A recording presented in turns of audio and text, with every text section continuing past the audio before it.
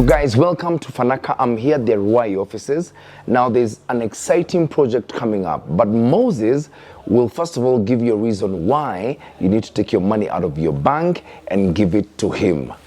Moses, nice to see you. Good. Why should I invest with Fanaka? So why Fanaka? Basically, 4 pointers. One is affordability, because we offer specific areas that you get value for your money. And I believe everyone wants somewhere that if I put my 1 million, again within a short time, I'm able to get a good acquisition for the money. True.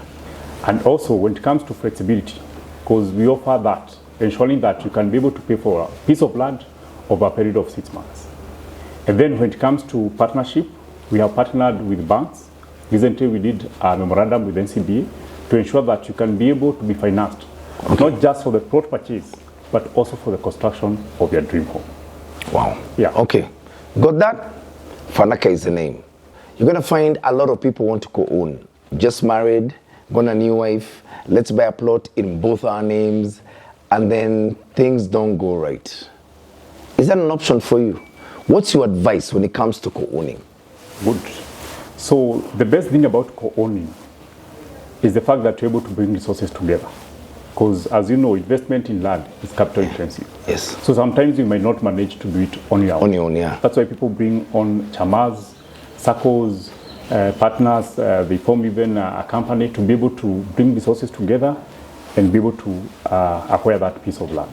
So it's good because of the fact that it facilitates the process to be more efficient and easier for you. But then it has its own downside of it. Tukiachana. Yeah. So what will happen? And I think we have had those challenges where people have invested together, but then they come back to us. Now, what happens by the fact that we want to separate now? Or probably we haven't really gotten to a very clear objective on what to do with the property. So there is a tussle. So my advice, especially for young couples, you really need to tread carefully when you are thinking about co-owning. Because you need to have the edge very clear. Yes. Not just to yourselves, but have it written. True. Maybe even with your lawyers or so forth. So that now I know if at all we are co-owning together as a group of boys or even a chama of women. So what is the edge? True. That Mukikosana, if the chama is disbanded. Yes, okay. It needs to be very clear. And also clarity in terms of timeline. We have issues where people wamezeeka all the way, but again, the beneficiaries are their children, and probably they cannot be able even to agree on some things. So it becomes so much of a tussle. Wow. So there needs to be a clear distribution formula and a clear timeline. So can we still co-own? Is that an option for you? It is there, because again, when it comes to the title deed, you can have all the names listed based on the number of the individuals in the chama. We can also have officials holding in trust of the chama members, which also helps to facilitate the whole process to be much easier. So, big question. Let me put your neck on the line. Would you recommend co-owning? Co-owning for people in marriages? I think that's your answer. It's a big question. That's your answer right there. Let's talk about Nairobi. Nairobi, everyone says land in Nairobi and its environs very expensive. And it is. Sure. So, why does Fanaka really invest and offer opportunities in Nairobi and its environs? What's the advantage? I think when it comes to land investment, location is very key. True. Because you want a situation where if I put my money, at least I'm able to see value within a short time. No one wants to wait for 10 years, 15 years. Someone wants a situation where if today I have bought a piece of land, and I go to visit that place after a year or so, I want to see changes. True. Either houses coming up, some developments, and so forth. That's going to appreciate the value of your property. That's the point. And if you look at Nairobi Metropolitan, the fact that we are having a deficit of about 200,000 houses each and every year tells you that the demand is very high. And mind you, we are having so many people moving away from the rural areas coming to Nairobi Metropolitan. True. So they are continuously putting pressure to the existing land in those localities. And what that does to your land, the acquisition True. Because over time, you're going to own very efficient, even high-rise properties. Sure. Like coming here, you pass through a lot of high-rise properties here, and they are full of people. It's people density. It's people dense. Sure. So then you're able to appreciate in terms of being able to develop for a demanding market. So that's why it's Nairobi. That's why it's Nairobi. Wow. And we as Fanaka, what we have done, we want you to capitalize on that value proposition. Yes. So we continue scouting for affordability for me as a buyer in growing areas. Yes, in growing so that I can reap the benefits later. That's the whole point. Okay. And that's why we have clients coming back to us after they have bought the first plot. Yes. They want to come and buy the second, the third, and so forth. Why? Yeah. Because they're able to see value in their very first investment. True. And they want to reap out of it. Okay. Yeah. You get it. Nairobi has always got a need for housing. Fanaka gives it the foundation. You build upon it. You make all the money. Thank you. Let's talk about children.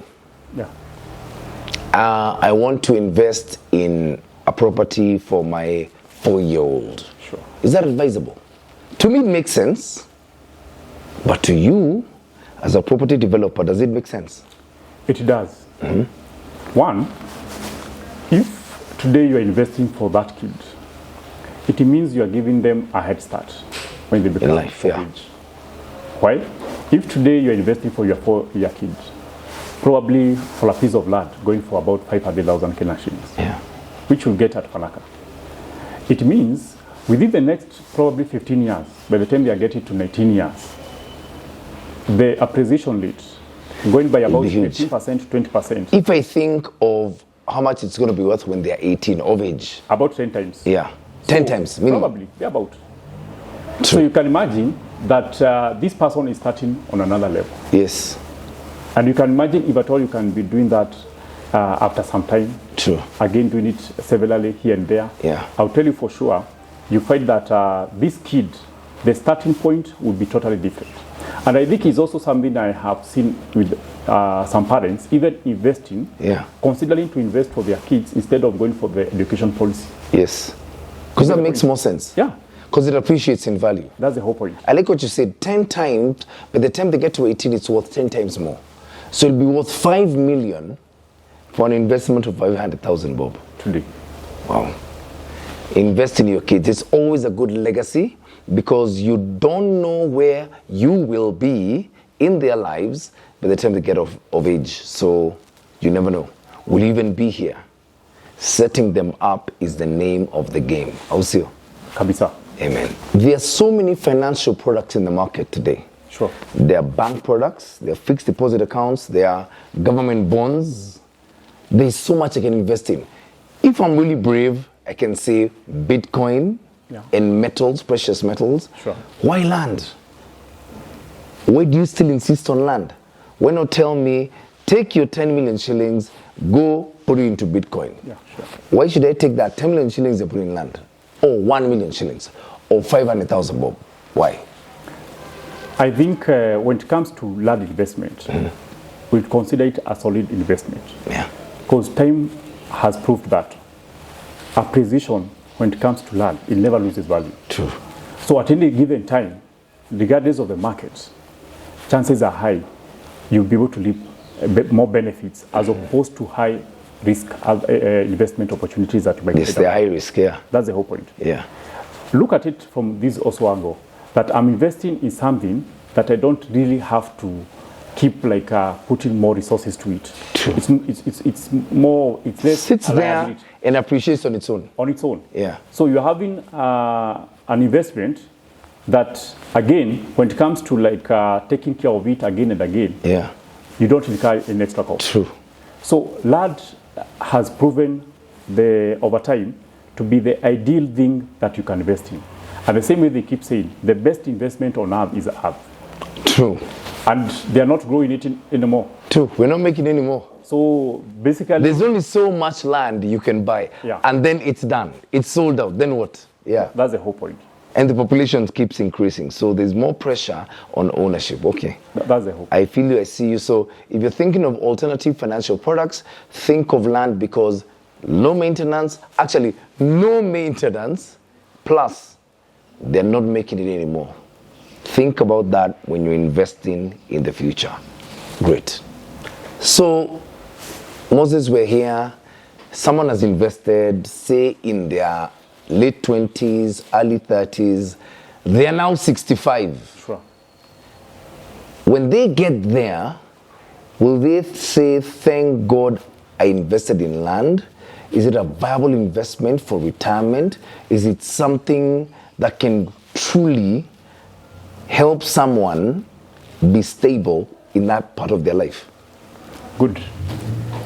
I think when we look at land and the advantage of investing early is the fact that you're able to reap the value over time. I'll tell you for sure, most of the millionaires or the billionaires we know, they got to those status because of owning real estate. True. And they bought it very cheaply. That's the whole point. Yeah. Today, I deal with wazees who invested in their early 30s, 40s, and so forth. Yeah. And today, they're able to reap probably even 20 or 30 times how much the value then. Yeah. You can imagine. And that gives them a solid kind of package for retirement. Yes. Because the only thing they need to do, maybe they offset some properties, they buy an apartment where they can get some rental income, True. And so forth. Yeah. So as a retirement kind of package, maybe investing in land is an area that has not been fully utilized. True. And if someone can get it right and you start earlier when it comes to investment, then you don't have to get worried about retirement. That's very reassuring. Sure. So let me ask you, Moses, have you invested in land for your retirement? Myself? Yes. I do it. The aspect for you to gain when it comes to land investment, it is something that you have to continuously capitalize on the opportunities that are there. Yes. There are some areas that I might scout when I'm on the ground, and you realize the hidden potential in this particular locality. Yes. And that's why we keep saying, if you are investing within Nairobi Metropolitan, you not get it wrong. Yeah. Because the fact that the population continues to increase each year after year.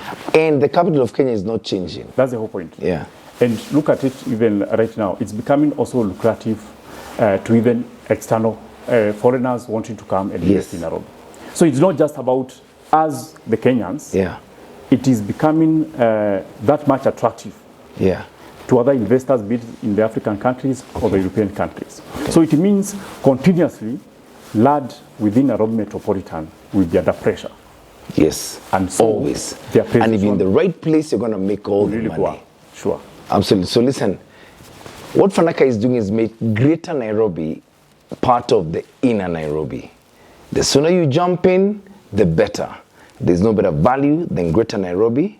There's no better value than Fanaka and what they've got on offer. And I want to take you somewhere, again, in the Greater Nairobi, that's just going to change the way you look at investments forever. Thank you, Moses. Karibu sana. Shall we go to site? Yeah, sure. Let's go to site.